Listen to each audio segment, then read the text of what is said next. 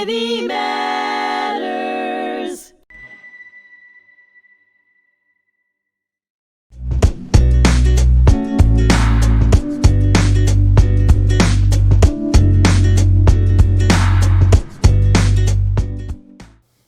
Hello, and thank you for joining me today.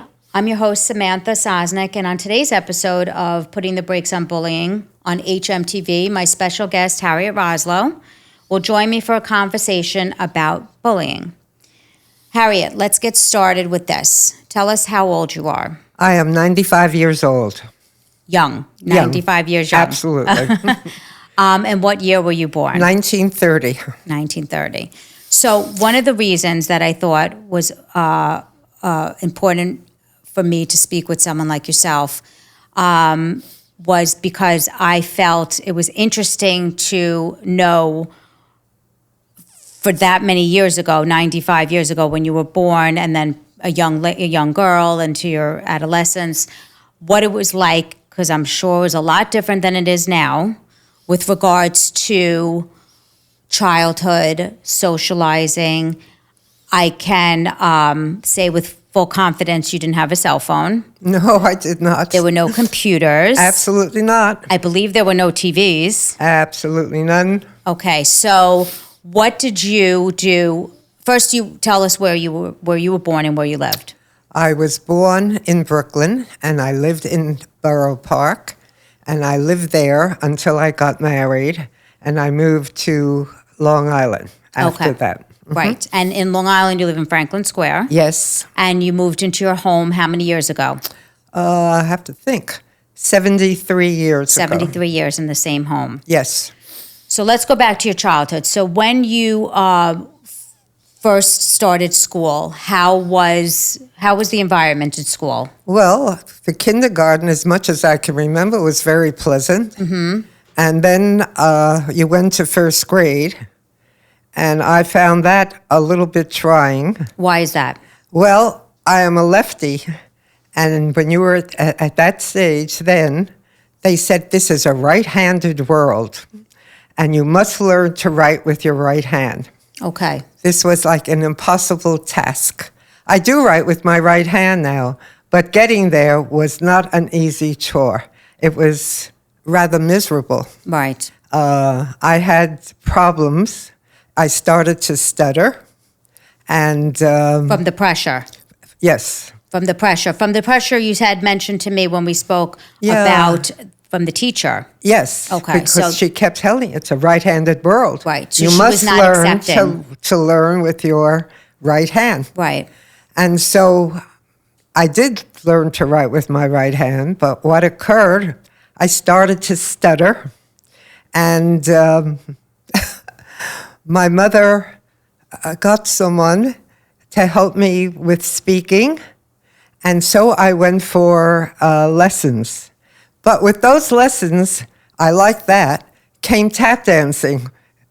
I don't know how that ever got together, but it was a very nice side from the studying, about the stuttering. So there was a negative that turned into a positive. Yes, You enjoyed the yes. dancing. And I love dancing. And you till love this day. dancing.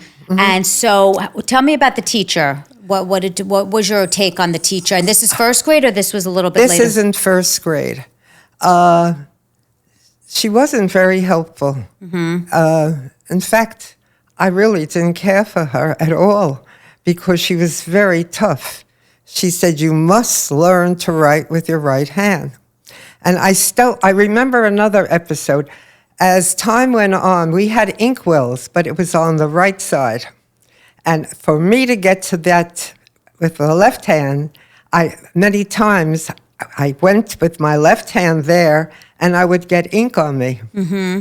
And so I still remember this because it was very hurtful, because Yes. she would say, you're not paying attention. You must watch where you're putting your pen. Right. So I still remember this so clearly. And you also said you experienced with a lot of the teachers in your school anti-Semitism. Pardon me? You said you had experienced a lot of anti-Semitism with the teachers in your school. Absolutely. It was.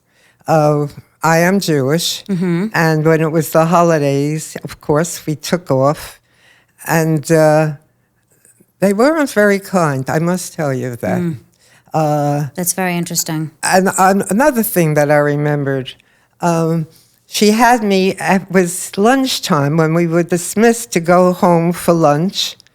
And she kept me there. I don't remember what. She was going to try to show me how to use my right hand better. And my mother didn't know what happened, where I was. And so she came up to the school and she said, "Why are you holding her now? They got to go out for lunch. Right. And why do you have her here?" I don't remember what the answer from her was, but it was very unpleasant. I found first grade most unpleasant. So, Did it? From that experience, do you think that you were more accepting of other people, or you just naturally, like when we had spoken briefly about how you said when new children would come in to school, I ask you now, did you sense anybody that was bullied or wasn't accepted as a new student? I truly don't remember, about that. But this is so many years ago, and I still remember what it was like to try to write with my right hand. Right. It was very difficult. How were the other children with the children that were? I don't remember if there were more lefties or what. I just know I always, years later, felt she was a little anti-Semitic. Right. To me.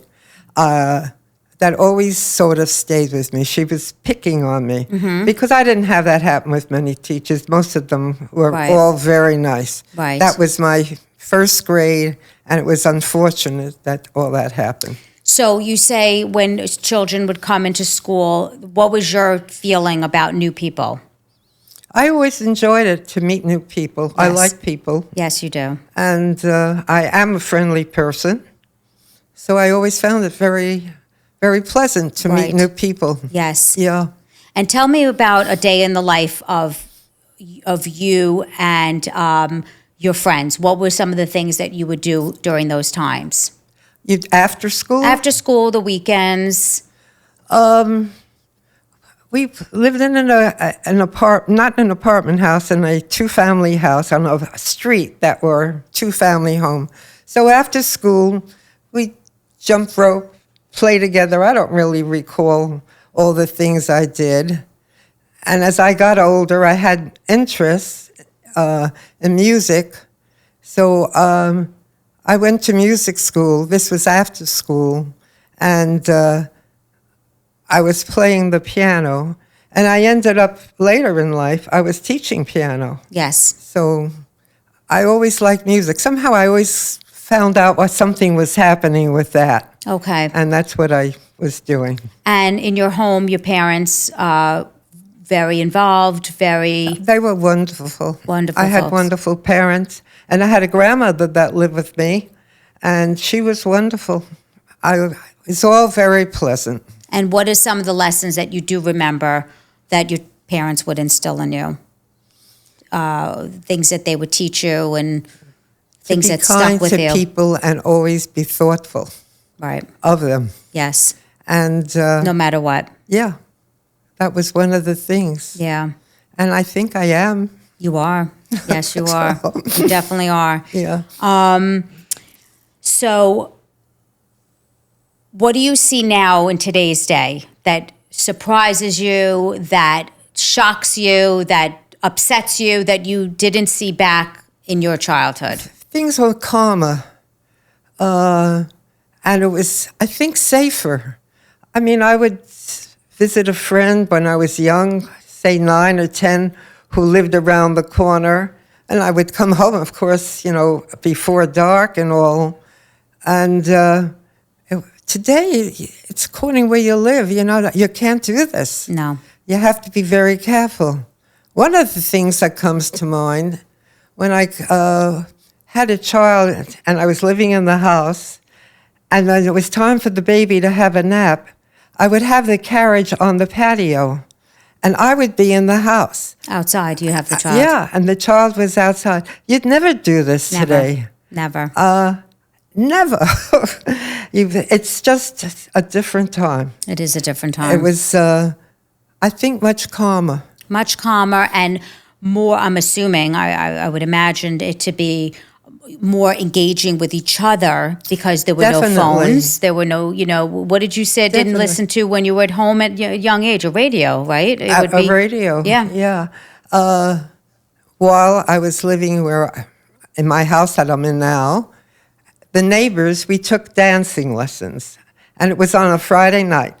And we'd go to each other's home. I don't know how this worked. They would set the radio on a certain station that it would vibrate and you would hear a baby crying or something. Can you imagine leaving children in the house alone today? Never. Never. So you never thought about that then. And everybody grew up okay. Yeah. Mm-hmm. So you would go to, did you have a neighborhood park in your area in Borough Park? Oh, yes. And you'd go to I'm talking now. Right, but I'm saying back in the times of your childhood. I don't really remember. We had Prospect Park that my dad, on the weekend, we would go there. And there was a museum, the Brooklyn Museum. And my mother would be cleaning the house, and we would go to the museum.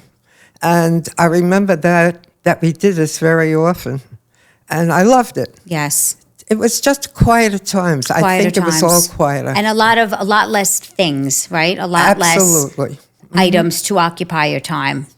We all managed. You all managed, exactly. Yeah. Mm-hmm. And then and so when you met Larry, your late husband, and you moved into the house in Franklin Square, you had made a lot of friends in the neighborhood. Oh, it was wonderful. We all moved in at the same time. It was a new development of 50 homes. Wow. And most everyone had children, and they were in school together. And they were all friends. Some of them are still friends today. Right. So it was very pleasant. Yeah. Mm-hmm. And you have a friend that you said you've been friends with since you're 12? Oh, yeah. Unfortunately, this year, I've lost a number of friends, and it's terrible to say. I have 2 friends left, and that is it. Mm. And one isn't well, and the other one, thank goodness, is fine. Mm-hmm. And that's what happens. But I'm glad to be here. Yes. And I'm very fortunate. I'm in pretty good health. Yes. And that's how it goes. And you have children and grandchildren and great-grandchildren. Grandchildren, great-grandchildren. Yes. It's all a pleasure. And everybody always wants to be with you, Harriet. Well, I hope so. I want to see them. So my daughter Tatum, who you know very well. I love her. Thank you. She, I find it so interesting when we come to visit you. There's, again, that simplicity of sitting on your couch and her telling you about her upcoming summer or her previous school year and some of her trials and tribulations that, she's overcome with bullying. Yes. And with people that don't have kind, motives. Yes. And I love when I'm just sitting there, I can watch the two of you. She's a delight. Thank you. At 95 and at 15, there's an 80-year difference. I love difference. when you visit, and she's just an absolute delight. Thank you. You. And now when you got married with Larry and you had your children, did you feel that you had to keep on? I feel like in my era now of being a parent, it's a constant checklist because there's so much going on out there that can infect the home, and you have to make sure that you keep your child on the straight and narrow as far as the right and the wrong thing to do. Did you feel that was a lot of pressure at the time? No. Why is that? Because it was just easier. Things were easier. It isn't as easy today. No. I just see what goes on, with the other kids and all. I know that you want them home at a certain time. You wouldn't want them, walking home when it was dark. I mean, when they were young and they had friends, my children, they would come home and say at 5:30. I'm talking when it was school and it's now getting dark. Yes. Never thought about it. They would come when you told them, but now you worry. Yeah. You know, it's time. Where are they? Yes. So it's a different time. And you said you would take the train. Oh, into Manhattan. How old were you? I went to music school in New York, and I was 11 and a half. Wow. And I went to 3rd Street, 2nd Avenue. There was a music school. I started, there, and there was no problem. I did this every Saturday that I By would yourself? go by myself. Wow. Yeah. That's amazing. And today you think about all this. Tatum's asked me if she can go in the city by herself, and the answer is no. So, I understand that. But that's great. So you and Larry brought up your children without you didn't see that there was any, as much as there is today. No. I mean, we all had, certain things that happen, with children growing, but it's harder today. Yeah. It's all harder. Yeah. You have to just check everything out. Yes. Where they're going and what's happening. Yes. Yes. And your grandchildren, they're wonderful. Yeah. And the great-grandchildren, they're wonderful. My grandchildren are grown, they're parents. Yes. And the great-grandchildren, that's the extra pleasure Yes. of life. Have they ever expressed the difficulties that they face? No. No? No. About it, that they would like to do certain things by themselves, and they said, you can't, Yes. We will take you there or something. Right. You have to just see where they want to go and Right. what they want to do. Because you want to expose children to as many experiences as Absolutely. possible, but you also have to worry about yes, you do. the outside You world. worry I always about say it's not them I'm worried about. It's the people, in the outside world.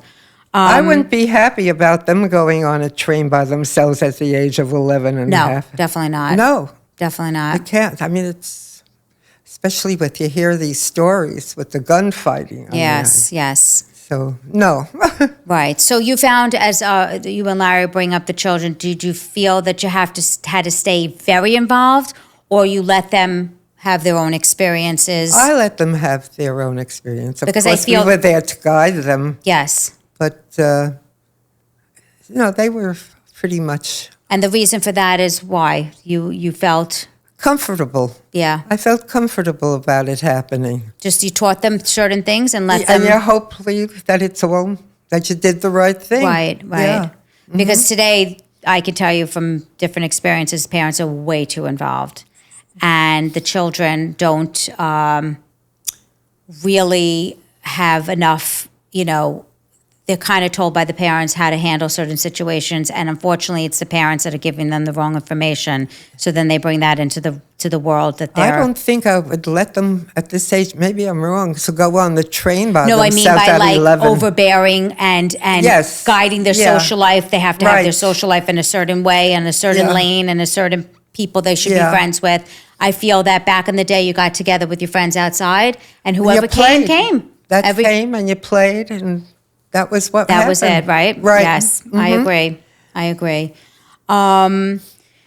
So now you travel to California a couple months a year, and tell me about that. You're meeting all sorts of Well, new people. I love the place where I live. It's a senior living, and it's a great place. I must say, I started looking here. They would love me to sell the house because I'm alone there. And I do like living in the house, but I don't, as I said, I've lost all my friends, and I would like to live again in senior living. My problem is I'm finding it very difficult to make a permanent home in California, even though my kids are wonderful there. But the grandchildren, they're all here. Yeah. It's very hard for me to leave them. Yeah. Because I do see them, and I'm seeing lesser of them because they're getting older and they're getting busier. So I have some decisions to make. Right. And right. I don't know what it's exactly going to be as yet. Okay. Well, I'm sure It'll have to feel it out and Yeah. you'll figure it out. Yeah. Tatum loves to hear your stories because I find that she hears how easy our life can be back then with even I shouldn't even say that because even for me, I tell her, we had our bicycle, we had our ice cream truck came by, and we came upstairs. showered, ate dinner, and did homework, and then went to That's bed and did it exactly all right. over again the next Yeah, day. You know, it was good. It was good because Yeah. I feel that the children that now become adults these days have a very difficult time. much harder. Tatum is very qualified in sitting and speaking to someone like yourself, but a lot of children have that difficulty because they don't have the communication skills because of all the electronics they're sitting Yes. on. Yes. And like I said before, I love watching her speak to you because for me it's a gift. Yeah. For Sean and I, it's a gift for her to be able to sit with someone like yourself. You're such a joyful, happy person. Oh, thank you. Nothing bothers you, and you just. And I think that comes from a childhood of It was a good childhood. Yeah. It was a happy one. yeah. It So was just a wonderful family. My dad's brothers and sisters, there were 7 of them, all lived within the area. And their children were our cousins. wow. And we saw them. And out of all the cousins, only my sister and myself, and Are we have still- one other, that are here. Yeah. All our cousins that we were friends with, they're now not here. Yeah. And that's what happens. That's what happens. But it's good to be here. It is good to be here, and we're Yeah. glad to have you. Thank you. So, Harriet, thank you so much. I thank everyone for tuning into this episode of Putting the Brakes on Bullying. I appreciate my guest, Harriet Roslow. It's always a pleasure to be with you and for sharing your insights and I your thank you so much for life. having me. And be sure to subscribe, share, and stay connected for more engaging conversations. Until next time, take care and be well.